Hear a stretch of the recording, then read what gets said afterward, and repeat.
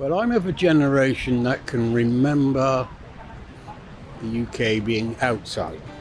And while it wasn't all sweetness and light by any stretch of the imagination, government in those days didn't ever have an easy ride.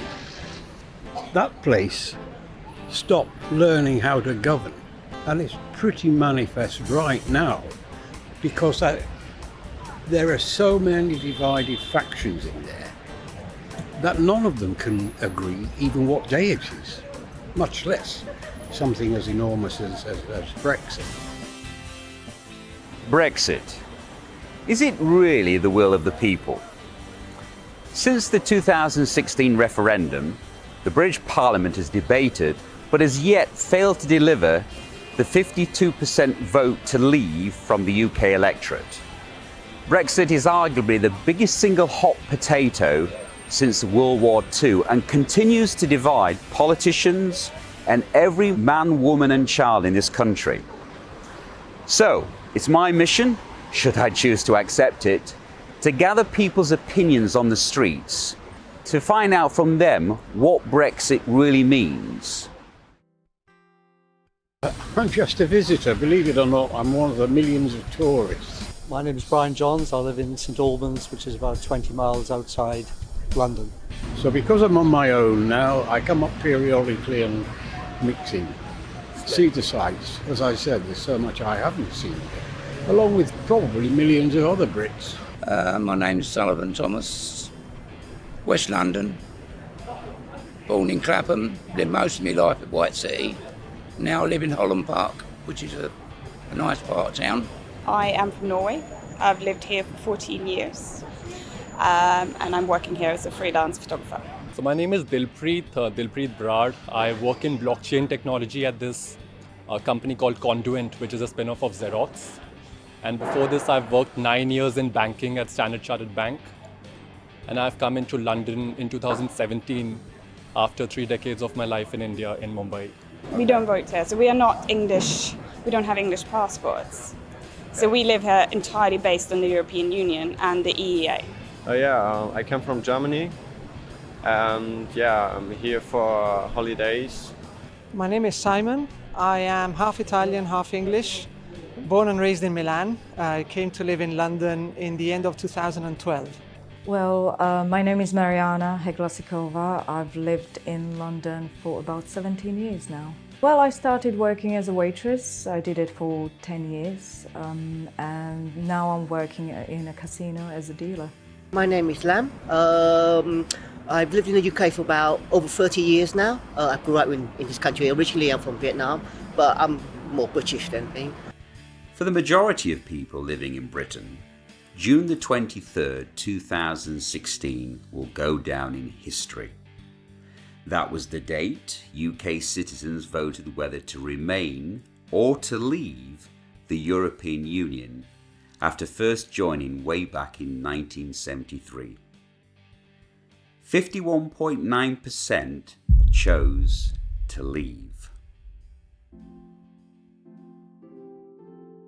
What does the UK public really think about Brexit? Brexit, I think, is an identity question. It's whether we want to be part of a wider European community or whether we want to be an island nation on our own. Well, personally, I guess Brexit means to me a period of confusion. We've had 2.5 years of rhetoric around whether or not we leave with a deal or without a deal, the implications of that, how that's going to affect business, small business, large business, how it affects our banking, whether or not we're suddenly going to be in a free fall where the euro becomes much stronger against the pound. So when we're looking to go on holiday next year, suddenly we've not got quite so much money. I think probably it will be more difficult for them because nowadays more and more Hungarians are coming to work and live here. So maybe it will be difficult to enter the country for them. But I'm afraid it will be more difficult for those who are only tourists. And it would be really sad. Because now it's a very good thing that without too much bureaucracy you can enter the country, have a look around and go home without too many bureaucratic steps. So I think it would be a really pity if tourism would be made harder. For my own part, with 3 children and hopefully grandchildren in the future, I think it'd be much better to be part of the wider European community, but still having links to the US, the Far East, Africa, Asia, and all the rest of the world. So I remember hearing about it the first time in 2016, and when the referendum had just come about, and I think it was around July 2016, we started hearing that Britain would like to separate itself from EU. It was a shockwave all around. So I'm here with Mr. Neville Sheen, Chief Executive Officer of UK telecommunications company Cortel, based in London. Personally, I voted for Brexit. I think it's a good idea. I think it'd be good to get out of Europe. I think they're restricting our trading. I don't think they're doing any good for us. It's a very left-wing organisation, in my opinion. It's run by people that are not elected, that we're not voting for. So couldn't wait to get out. If you take industry, economics, politics in consideration, England or the UK is a more independent country, and I think they can get by without the European Union. So I don't think it will be a big difference for them. At least for the first couple of years, it's going to be a big problem for the country in many sectors, if not most of them. There's good reasons to leave, and it's a lot too many good reasons to stay. Business, jobs. What were they thinking, when they were voting? A lot of people said they hadn't even gone to vote. So that's when we realized that, it's not something that represents truly UK. I first of all think, what is it that the people that vote for Brexit believe is going to change for the better? What is it that they want? Do they think that pushing out every single European that lives here, the country is going to be better? Do they think that it's going to cost less money?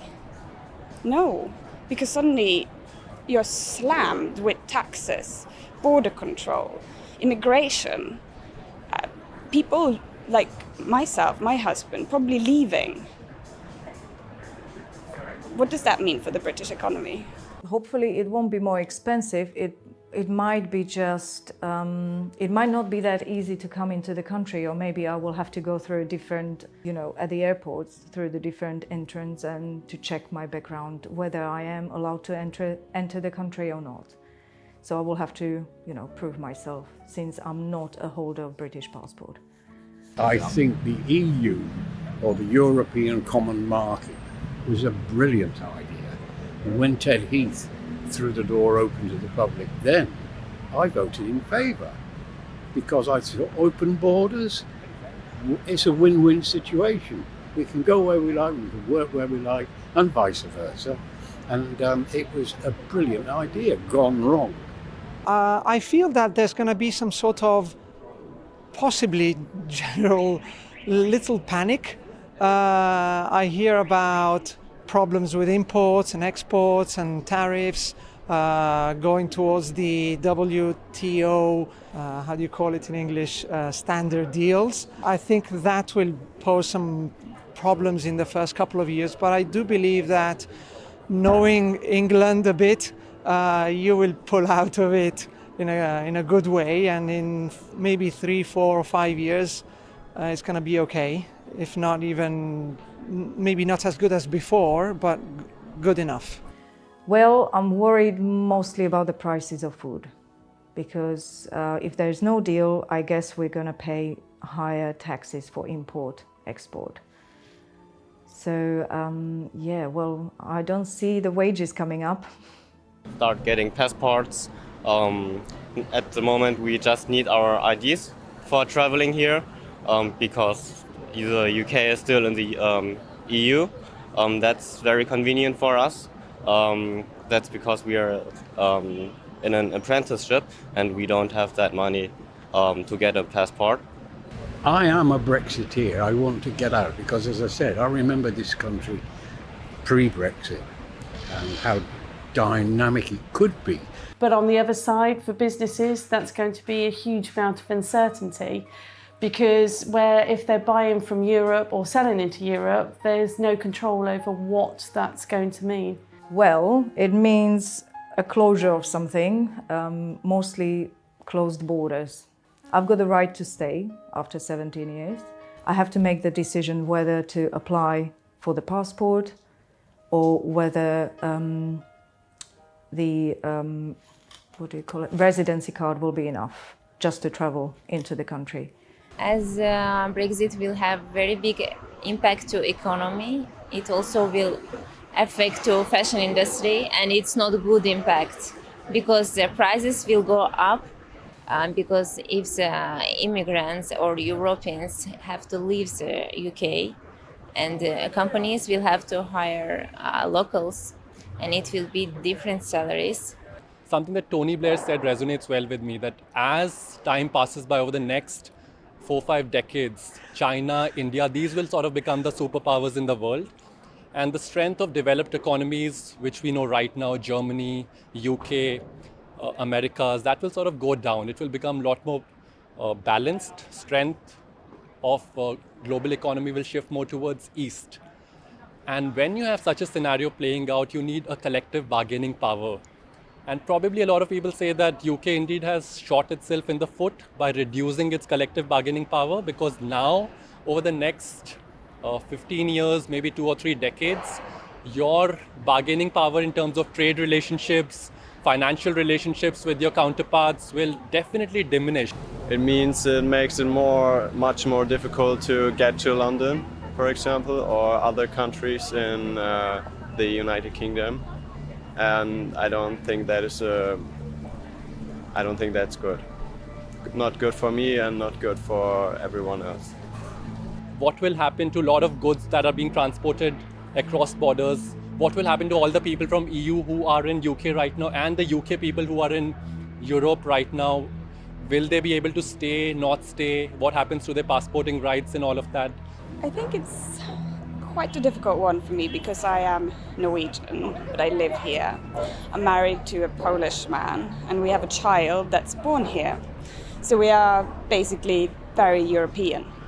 And for us to hear that this country wants to leave the European Union is, first of all, extremely disappointing for us. Because we built a life here and we wonder, does that mean that we are not more welcome here by 50% of the people that live here? What does it mean for us when we want to buy a house? What does it mean for our child? And there's quite a few questions that's going through our minds. And we're also wondering, people are talking about Brexit and Norway. They're saying we could be like the new Norway. But in my experience, I don't think that's what England wants. The reason being is that Norway has the European Union, but they have no say. They pay a lot of money to be part of the European Economic Area, but they have very little say in what that means for the country. We still have to take a lot of the goods, and we still have to comply with lots of the rules. I don't think it will be what the Brexiteers really want for Brexit. Even in banking, we were struggling to just figure out that, what will happen to a lot of companies who earlier had passporting rights, and now they will not have those negotiating powers. What becomes of the financial contracts as well? And London has always been a hub of, global currency trading. It's probably the currency trading capital of the world, right? The power from a financial perspective will diminish eventually. Brexit meant to me is what they said, leave or stay. And Brexit means leave. Now I voted to stay. I think the social and economic consequences of a no-deal Brexit are going to be so difficult for a large number of people. Tim Devlin was born in Dublin, but now lives and works in London. He is a barrister at Furnivall Chambers. Before that, he was a Conservative Member of Parliament. With a no-deal Brexit, he is very aware of the problems that could occur gathering legal evidence. The most important thing that we are looking at in terms of a no-deal Brexit is what is going to happen to the European arrest warrant. This is a procedure which is agreed to by all 28 European countries, by which someone who commits an offence in one country can be arrested in another country and brought automatically back. If we no longer have the European arrest warrant after a no-deal Brexit, that will mean that Britain would have to formally apply for extradition for a criminal who had come to the United Kingdom and committed an offence here. The second area that is going to be impacted in a very significant way is police cooperation, because at the moment the British police have automatic access to Europol, by which they can simply submit fingerprints and or photographs to Europol, and they will be told within a matter of hours what the real identity of the person is that they're dealing with, and also what offences they have committed before. A third area that is important to us is the area of joint investigation teams, which is where police in, say, 2 different or 3 different European countries jointly investigate a group of people or an individual who is committing crimes across national borders.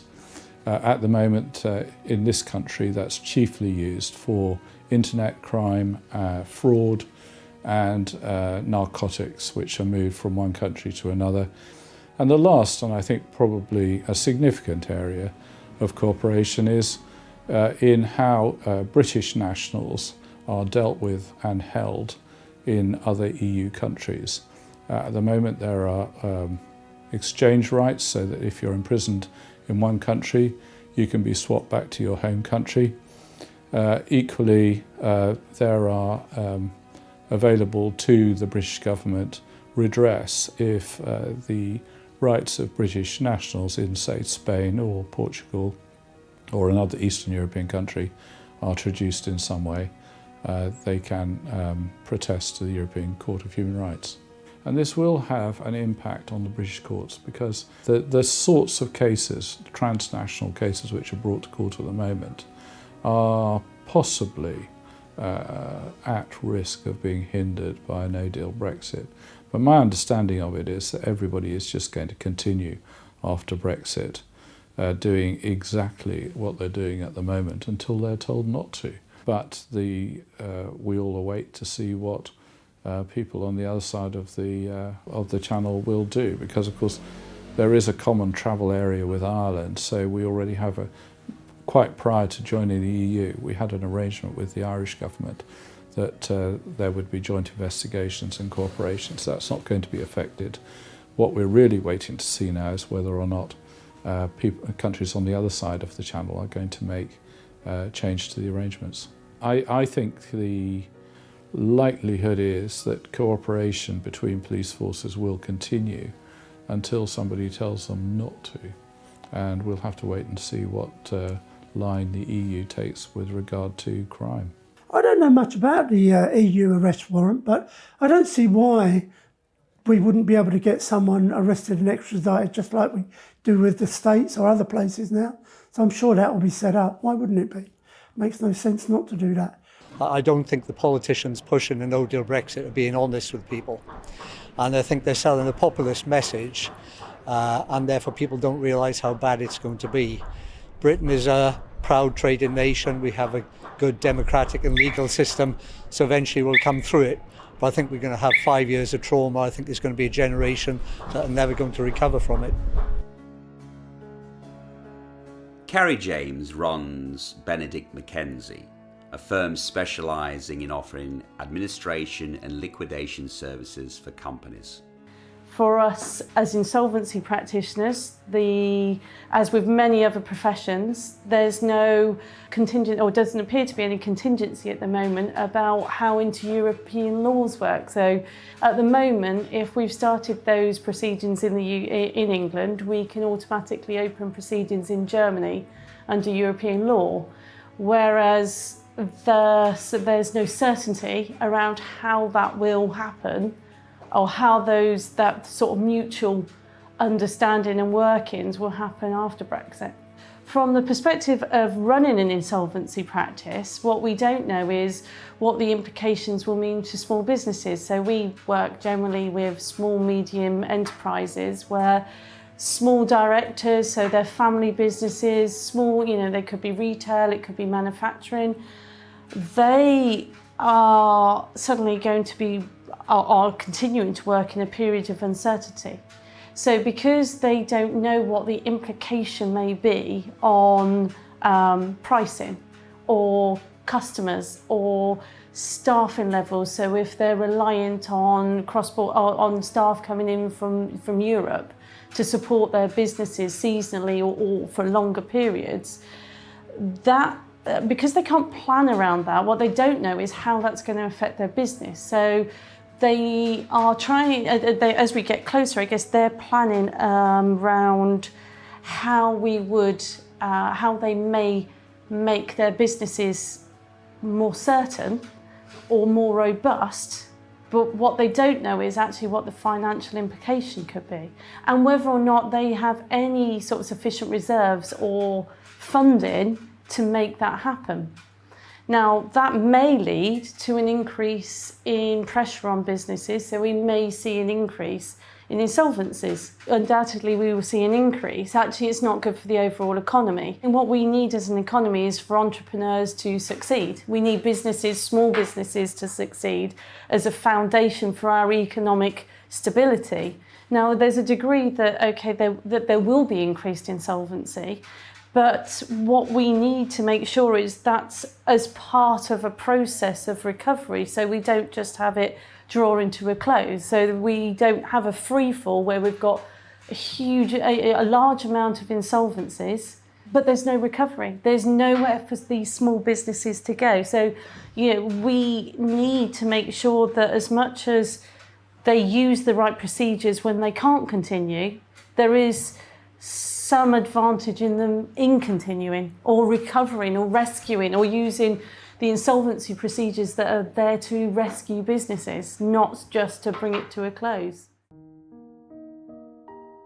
Certainly there's work to be done in the next sort of September, October for businesses to start planning and start considering what their contingencies are and what they should be looking at to safeguard themselves of the unknown. I think we're going to have 5 years where we're going to have such difficulty dealing with the consequences of Brexit on the economy. It's going to be extremely difficult to face all the other global macroeconomic impacts that are going to impact on the UK. It will make virtually no difference to us. I mean, if anything, it could improve our lives. I mean, most of our equipment, comes from either the UK, Korea, America, virtually nothing from Europe anymore. So I think it'd be good for us, for the telecommunications industry as a whole. There's a bit of worries about there's roaming agreements in Europe for telecoms that are actually at your home tariff goes with you now on the mobile side. But I think they'll stay. I think they'd be very unwise to take that away now they've set it up. Why would they? I don't think it makes any difference. I think it will be just as it was. And generally on trading, I think we'll do better. Stuff coming from Korea, we'll probably get a better deal. Things from China, Huawei, we'll probably start doing more business with them, so they're Chinese. Obviously Apple already have everything established now. It won't make much difference on mobile, won't make much difference on UK products. So I think it'll actually be good for us. It's our third day on the streets of London, and we're outside the Bank of England to get the opinion of the bankers and the financial wizards as to what Brexit means to them. But guess what? They're keeping stum, preferring to adhere to the corporate official policy of the banks. The referendum had been called by former Prime Minister David Cameron, possibly to silence the growing anti-European voice and movement. Most people were expecting a decision to remain, and so were genuinely surprised with the result, and indeed David Cameron resigned the following day. But as I said, Brexit now is very confused. I think there was inherently a lack of information because people just didn't know. But I also think there was a lot of disinformation where politicians who were pushing the Brexit line knew some of the difficulties that were going to be faced, but were subsuming them in a marketing sell for Brexit. I think if they dodged the difficult questions. If you ask any of the Brexit politicians now, how many people are going to be made redundant, how many people are going to lose their jobs, how many people are going to be economically, financially worse off in the next 12 to 18 months, they'll skirt the question, they won't tell you. They know how difficult, they have an idea how difficult it's going to be. We're woefully unprepared in all areas of life, all areas of the economy. And I think it's going to be a real shock to the system. I think we'll get through it, but as I say, I think it's going to be several years of real hardship. And as usual, it's going to be the less well off, the less well educated that are really going to suffer. And I think the Brexit people, lied as well. I think they were not telling the whole truth, and people didn't get the full information. I think Brexit was a protest vote by people, not an actual vote to leave the Union. It was a protest vote that I think went wrong. I don't think there was. I mean, it was leave or stay, and people voted to leave. I can't see where misinformation came from. I really can't. If people voted now, with all the facts and all the things that we know now, there was no way people would want to leave the European Union. Because there is a lack of information coming out of government, because the government, it tells us it's planning, and particularly we've seen, in the press this week, information about their fallout of Brexit planning, but we've not seen that in the business community. So actually businesses aren't getting any information from government. Everybody said on the bus, we're going to give £350 million to... They didn't say that. They said we'd save £350 million and we can look after the NHS better.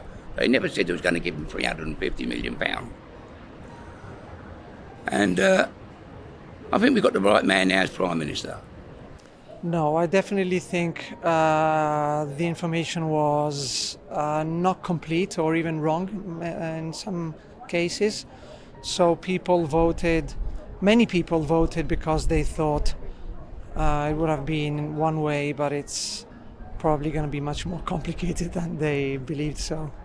I think it was a very good campaign in that they certainly persuaded people on certain points. I don't think there was anywhere near sufficient information.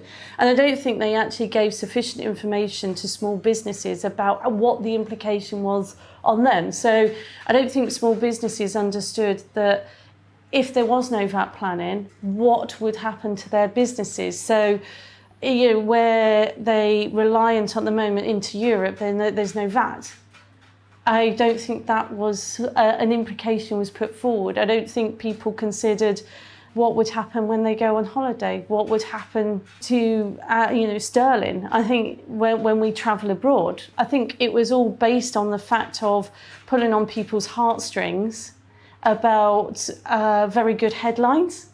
None of it was actually about real implications. So one side was quite happy to say we're going to have all this money because we're going to not pay Europe, but completely happy to ignore the money that we actually received and the implication that had in infrastructure in outside of sort of central England, how businesses need that sort of money to survive. So there's been funding put into small businesses through the European Bank that will now disappear. I actually think most people before the referendum had already made up their mind. I don't think the information that was being fed out made that much difference. It was a little bit misleading about the 350 million a week, but that was the headline figure, and it was a true figure. It just wasn't the net figure. It's fair enough. I mean, nobody of any kind of intelligence thought that was exactly what we're paying and we're getting nothing back. I don't think very few people thought that was the only amount of money involved. Yeah, money's coming back, but it was still probably 160, 170 million net loss. For what? To be in the customs union. That's a two-way street. We'll get a deal with Europe at some stage, even if it's not before we leave. Later on, they'll want to do a deal. We can then go and do good deals around the world. It's a big place, I think there was a lot of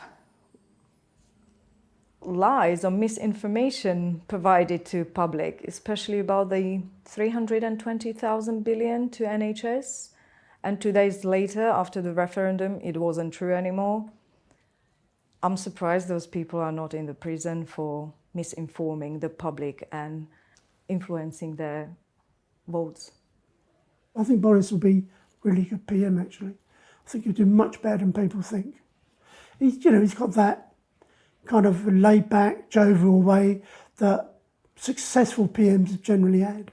They tend to act like they take it easy. They don't really. They just put that act on. And it's, to be fair, he's saying to Europe, we're going to go no matter what. You needed to have said that right from the start to get the right deal. Otherwise, they're going to give you and go, well, you'll have what we give you, basically. That's where we are at the moment, isn't it? So I think a no-deal Brexit is a bad thing for the country. I think it's a bad thing for the country, but I think it's leading that way. I've got a feeling it's leading that way, unless the European Union changes its mind, and that sort of changes its mind about a few things. But I think it's leading towards a no-deal Brexit. Clearly, I would say that, the way it has panned out after 2016, and you had Johnson at one point of time stepping back and putting Theresa May forward to sort of try and negotiate with Europe. It did not turn out to be so well. With EU, you sort of came to a point wherein Theresa May almost created a Brexit, which is not really a Brexit. You try to create as much of status quo as much as possible. And then the hard Brexiters said, this is not what the referendum alluded to. It should have completely been a divorce, and that's what Boris Johnson has come to now. He says that on 31st of October, we will leave no matter what. I feel they talk more about Brexit in Italy than they do over here. Every time I go to Italy, maybe because I live in London, obviously, everybody asks me, what's going on there? Are you okay? Is it going to be okay? How do you feel? How are people coping? And I feel they're much more worried, actually, than English people are, or people in the UK. In the UK, I feel that even though people are very worried and they discuss about it a lot, they still manage to get on with their jobs. In Italy, when these things happen, everybody stops. They can't work anymore. They complain every day, all day. So, they talk a lot about Brexit in Italy, and I think they are quite worried about it too, obviously. In 2004, we were promised law of our country will be superior to European Union. I don't see that happening anymore. It looks like we're being dictated by European Union what laws we should have, what food we should sell, what chemicals to add to the food and drinks in order to keep it on within the European standards. The prices went up. We don't see much rise of salaries in Eastern Europe, but the prices went significantly up. If I dare to say, up to 100 and 150%, which is a bit unbearable when you think people are on average salary 550 euros a month and paying Western European prices for food. It's a lot to handle. You really have to turn your coin twice, whether you're going to spend it or not. So I would say that the middle class is gone. There's only the people going from salary to salary every month, or the rich people. People talk about austerity now. They've no idea what austerity really is.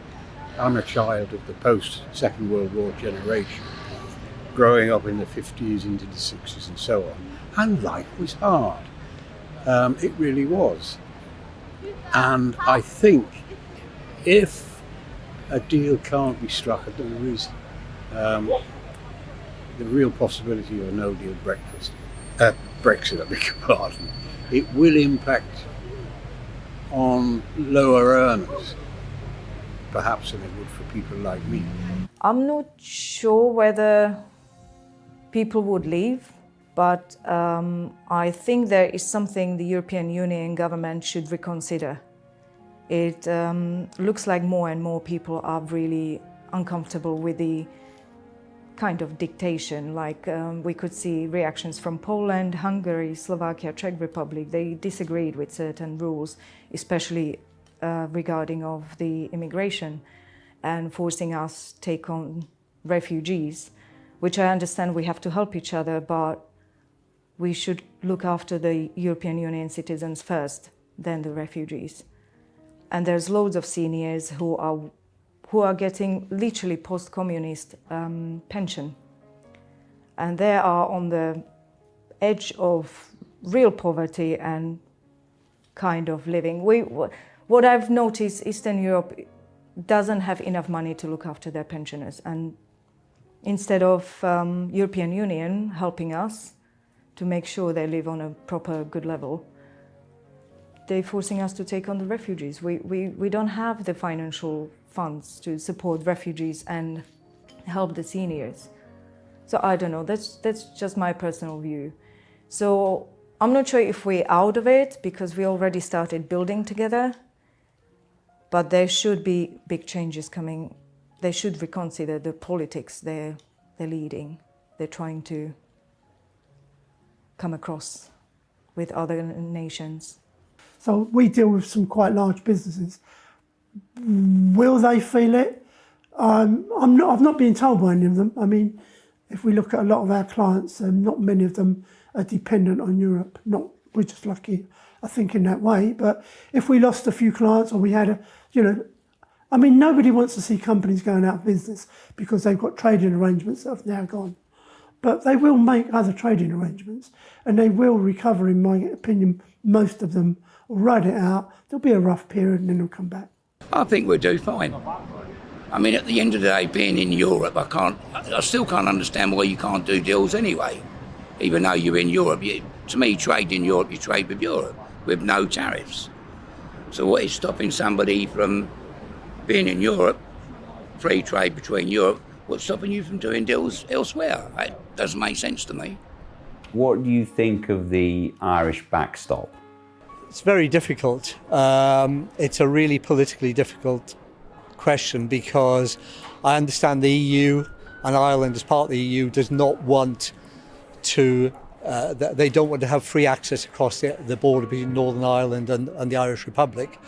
But equally, I understand how the British government and people in Northern Ireland don't want to have a border between Northern Ireland and the UK.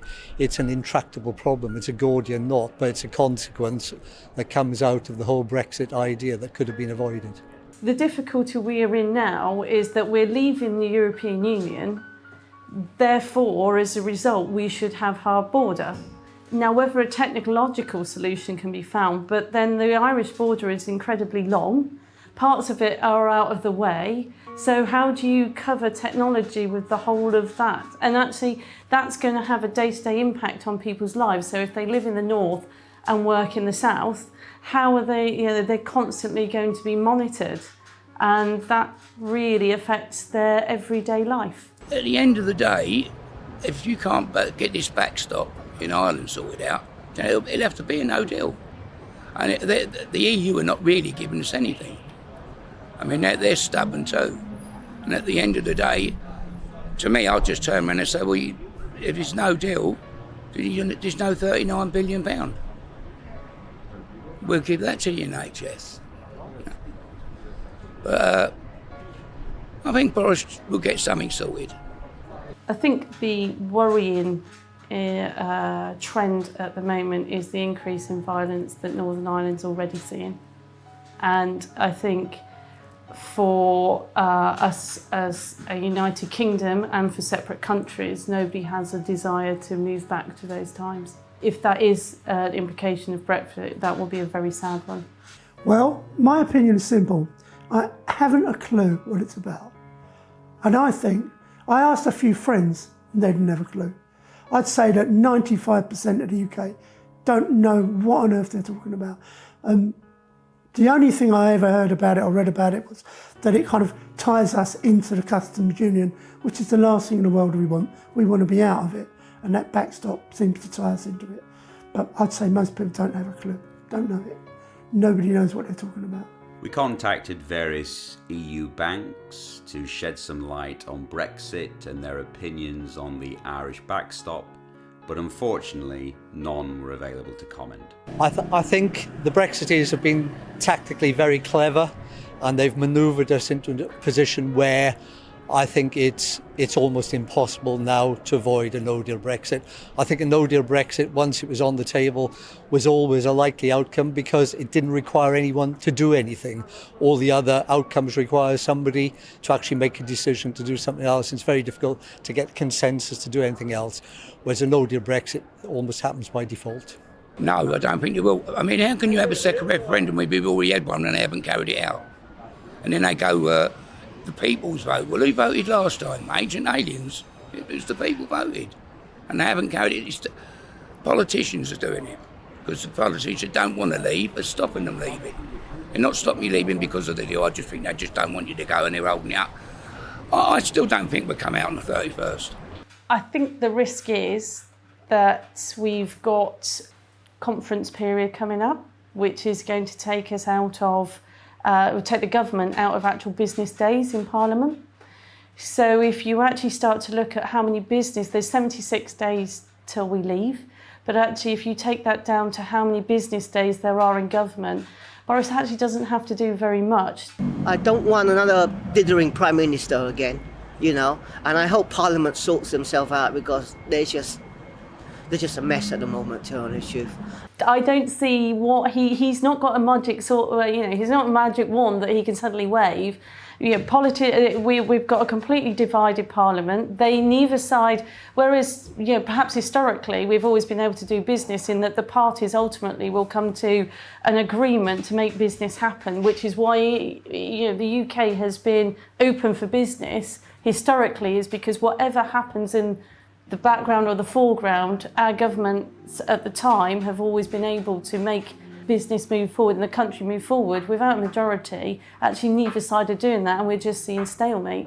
And they don't seem to be able to work in a bipartisan way to make it happen. The longer it delays, the more uncertainty we have, the more these businesses can't make any decisions because they're not in control. They can't know what the outcomes will be. So they can go to European suppliers, and negotiate about potentials, but because there's no decision, they can't come up with a solution. So we can continue to see sort of this ebb and flow of buying in stock or buying in services at X price and paying for it now. So they've got it post-Brexit. But a delay will only just continue to push those forward and constrict cash flow. How long will they delay for? I mean, Europe seems to be quite strict in that they're not interested in delaying this. So we say they delay for another 3 months, then there's just going to be further infighting in Parliament, presumably, because nobody gets into a decision and we could end up with an election. If we have another referendum, it has to be an informed referendum, because actually the Brexit question before was too wide. And they didn't think through the simplification of 2% voting either way. There was no boundary of what was. I mean, they went for a simple majority and what the implication was for that was. So I think if there was another referendum, it's got to be in much clearer terms about what that means for the country. I think there'll be a lot of turmoil afterwards if we leave without a deal, which I don't think that's his plan. I think his plan is to just say to Europe, well, we're going to go no matter what. If you want to give us a deal, it'd be better for you. But if you don't, you don't. I mean, the worst thing that happened was everybody stabbing Theresa May in the back and saying, oh, yeah, we're going to stop you. We're not going to have a no-deal exit. Well, people sitting in Europe must have been laughing their heads off, really, thinking they're all fighting each other. We don't have to do anything. We're just going to give them, they'll have to accept what we give. Well, yeah, I'm really unhappy about that. I think you need to go in there saying we're ready to walk away. Anyone in business should realise that. But a lot of people in Parliament are not in business, especially if they're on the Labour side or the Liberals. They they normally don't understand business very well. But I do think he's much more determined than Theresa May, although we would need to see what the Parliament is going to do. Are they going to help him or not? I think he really wants to do it and he really believes in it. But I don't know if there's any answer to that question. It's much more probable that he's going to do a no-deal Brexit than May would have done.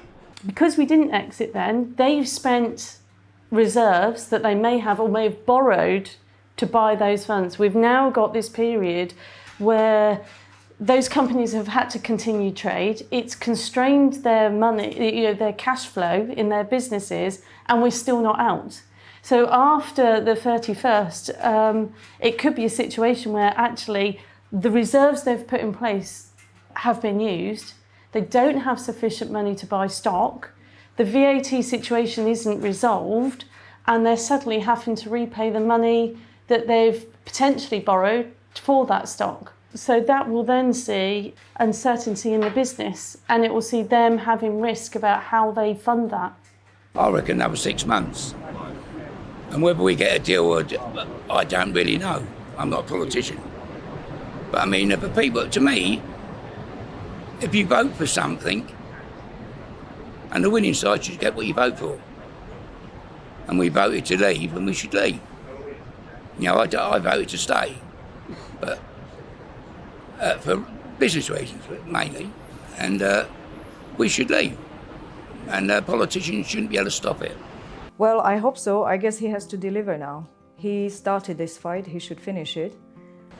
I would certainly like to believe that if it's just about a 3-month time span, and if somebody's got there in a position of power and says that I will do something in 3 months time frame, then you want to honor such a thing, right?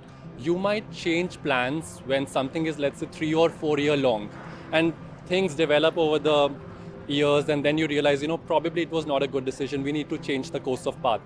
But in a 3-month time span, if you cannot stick to your own word, then do you have that honor as a statesman? I'm not sure. But you asked me that, what is India thinking? What is the subcontinent thinking about it? What is China probably thinking about it? Clearly, they would just think that, UK has to now go through this entire massive exercise of negotiating bilateral trade agreements. And if it doesn't work well with UK on a couple of negotiations, the other countries will learn from that, take advantage of UK's poor bargaining power, and use all of those points in negotiating further ahead with UK. So that actually points out to the larger economic troubles, especially the debt crisis that Europe has always had. So I've always believed in this. When I did my MBA, I realized that there are certain people in the classroom who really want to study well. They are the leaders. They put in all the exercise. They put in all the hard work in developing a group activity. And there are certain people who are called free riders, who just want to chill out, have fun. They will still get the same grades. And that's effectively how the world works. When you sort of bring different countries together, not all of them have the same strengths. If you base it on a strengths-based agreement, everybody contributes with their strengths, then a collective whole of different countries can actually be great. But if some countries continue to have a debt problem, they are taking unnecessary risk, productivity doesn't grow, structural reforms are not put in the economy, those countries will end up always spiraling into a debt problem. Business and governments will not be able to revive their economies as well. And Europe indeed has seen that. Italy is facing a banking debt problem right now. Cyprus, Greece, all of these nations have had a debt crisis as well. Tourism is a good thing, great. And I think from that perspective, if you have no borders, it's good for tourism. But overall, I feel that they've always, when we had in Spain as well, you had noises which wanted to separate out as well. So that will continue to happen over the next 3 or 4 decades, I believe. Will the Euro stay together, Eurozone stay together? It's a question mark. But now that they have built it that way, ideally they should stay together, because that gives you collective bargaining power when you negotiate with China, you negotiate with Southeast Asia going forward. I would have even thought that by this time, in 2000 when we were thinking about, how will Eurozone pan out, I would have thought that Africa would have also thought about it and wanted to come together as a union. But Africa's still struggling with its own problems on the politics front and has not had great growth so far. So they will probably observe the Eurozone as well and think, has it been a good story at all? And should the African nations come together, does it give them any good bargaining power? Or are they okay to just be separate countries? And they will then observe UK and learn from their story that, what happened when UK separated itself from the Eurozone, and did it pan out well for UK? I think that there's not going to be a second referendum anytime soon. There could be maybe some years down the line. And if there's going to be one, I will still vote to remain in Europe or to go back to Europe. The British people have made a choice. We've had a referendum, we've made a choice.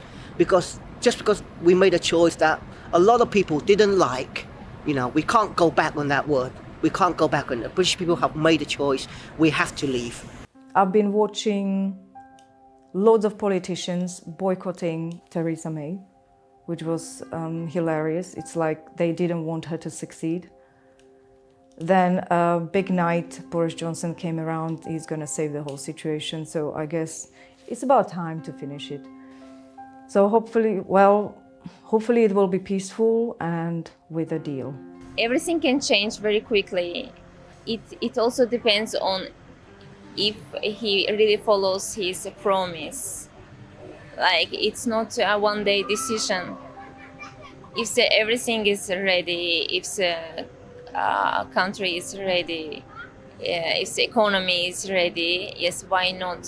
I think this is not a good sign because I've noticed the British pound is going down regarding to against the euro. So the more they extend this political instability, it harms the pound more and more and the banking system. So I don't think we want to lose the value of the money of our savings. So I guess it should be finished on the 31st. I think if it's the last thing that Boris does, it is to bring this country out of the European Union. That is his one mission, and he will do it. And I actually trust him to do it. Why don't the politician listen to the people at this moment and not at the moment 3 years ago? Because so many things has changed since the Brexit come out and everybody was talking about that. Would I vote any differently? No, I would still vote to remain because I believe that we are better as part of Europe for business than outside of Europe. In terms of if there was an election, what that may mean, I think the risk we have at the moment is we would have no overall majority. I think people are so disheartened by either Labour or Conservative, whatever your historic political allegiance is, that we may end up with a series of either hung parliaments or scrabbled together people trying to get a majority. And the difficulty is in their own parties, they're so far apart, it's hard to understand how they'd actually get together and create a ruling majority. My vote definitely wouldn't change. In fact, I'd be drumming up people to vote out because I think it's disgusting that, you have a vote, you win the vote, and then the people who lose go, oh, no, we're not happy, we want to have another one. What are we going to do, the best of three? I think it's disgusting. I think it's absolutely wrong, democratically wrong. And it's quite obvious because the people voting for it are not really democrats, aren't they? They're, the left wing are not a democratic society. They don't think like that. They're not good for business and they don't understand it. And yet, employment's the best rate we've had for years. Under David Cameron, it went down. It's still going down. It couldn't be better, And you've got Labour saying we're going to do this, we're going to do that. All things that are going to put unemployment up.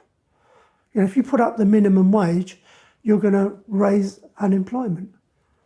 That's the result of that. People need to get on the employment ladder, even if they're not earning a great deal of money. The aim is to get there. My son started in the film business as an intern. He earned nothing. So he showed you what you need to do. You get the job you want and you aim for it, and then you'll get the income you want. You know, he earns good wages now, but he worked for a year and a bit on virtually nothing. I know it's easy to say for me and say, oh, you could keep your son, but most people have got parents that they've grown up with who kept them anyway. They need to, you know, life, the whole way we take employment and the whole way we build our careers needs to be changed slightly from what it was 20, 30 years ago or in 1973. Well, from what I've seen so far, I think loads of people were misled before the first referendum. So I guess a few people might have changed their mind by now. So they would probably vote otherwise. But then I find it a bit, I don't know. What if it's the other answer? What if the referendum will be for stay in? What's going to happen then? I think the possibility of a second referendum is diminishing. I think what might happen is, I think there's almost inevitably going to be another general election within the next 12 months. I think what you might find, it's far from certain, but what you might find is once we've had a no-deal Brexit, the consequences will become more clear, and then you'll find that people will vote against the Brexit parties. What you might find is that Europe may be open to a renegotiation of opening up access to the EU again, but these are really uncertain times. From my own part, I voted to remain last time, and I would vote to remain this time as well. Normally, at this point in a documentary, I would be trying to reach a conclusion. But is there one? I mean, we have no idea what could happen. Will we actually leave on October the 31st? Who knows? According to Prime Minister Boris Johnson, we will. However, there is a possible vote of no confidence, and his stay at 10 Downing Street could be very short. Indeed, there could even be a general election, and the Remain parties could win a majority. Maybe we will not leave at all. Many of the people I talk to are worried. Only time will tell how justified those worries are. I mean, Cameron said it's time for a new captain to take over this ship. And I think that they are cruising this ship straight into the iceberg.